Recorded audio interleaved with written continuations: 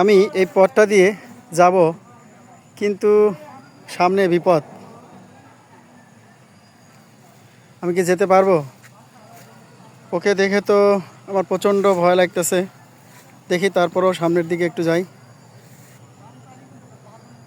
তুই ওভাবে তাকিয়ে আছিস কেন?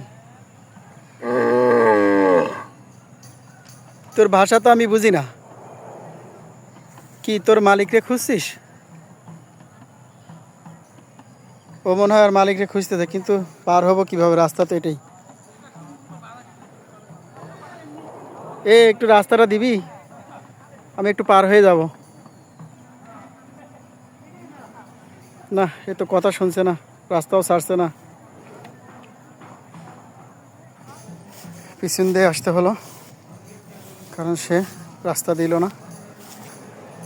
জঙ্গল দিয়ে পার হয়ে চলে আসলাম। কি আর করবো, এই হচ্ছে রাস্তা, রাস্তায় চলে আসলাম।